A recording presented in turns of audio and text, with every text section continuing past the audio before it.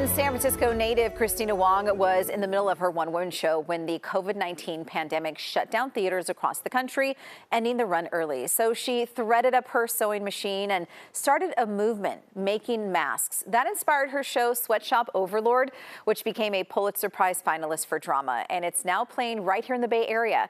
I spoke with Kristina about why it's so important to tell the story about unity.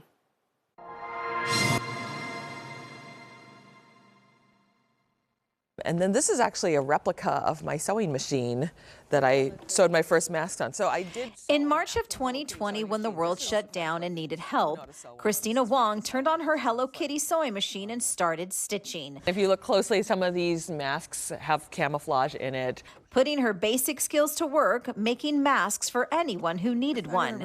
I can make masks, and I'll save America, and that turned into me making a very naive promise to the internet that if you are immunocompromised, I will sew you a mask. Over-promising at first, but that's how the Auntie Sewing Squad was born. Referring to older women as auntie or others as uncle is just a term of endearment and respect. And I've learned in running a sewing group called the Auntie Sewing Squad, it's much easier to yell at people when you call them auntie and make demands of them, and versus going, hey, can anyone sew some masks? Like, aunties, we need to sew masks. The comedian and San Francisco native now shares this story in her one-woman show, Sweatshop Overlord. It's like, it's a war story, it's a sewing story, it's a everything is out of proportion story, and so Georgia Lee, the designer, came up with these ideas of a giant pincushion. Where Kristina stitches together the story of people from all walks of life, joining together as a community, helping one another. And I do feel like this show sort of offers a way to kind of to sit with what happened and find moments to laugh, not at the expense of the most vulnerable, but just how absurd it was, but also to celebrate that there at least was one community that I witnessed that got us through this. And getting a chance to perform in front of family and friends.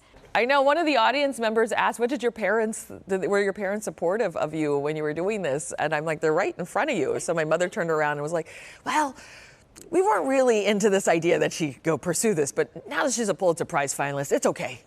It's okay now. And of course, performing in front of so many aunties. What I really learned in this process is that family is not necessarily a family that I make biologically, but it's the people that I bring around me, that I care for and care for me back. And I have a lot of those folks in my life now because of this process and because of this show. And so yeah, Auntie Pride. Who were truly the fabric and foundation of the movement. Well, the Auntie Sewing Squad made over 800 masks before ending in August of 2021. You can see Kristina Wong in Sweatshop Overlord at ACT Strand Theater. It's playing now through May 5th, so just a few more days left, but I encourage you to get out there and support this really wonderful show by an incredible human. Mm-hmm. Absolutely. Reed and I want to hang out with her. Yeah, I do too. You said you wanted to be her buddy. Oh, I do. I mean, you do interviews in this job, and you have, you ask questions, people answer, and you know the difference. Yeah. This was a conversation. Mm-hmm. You knew you sit down, hang out, you're going to hear each other and listen and learn things from each other. Amazing. It was so great to get to know her.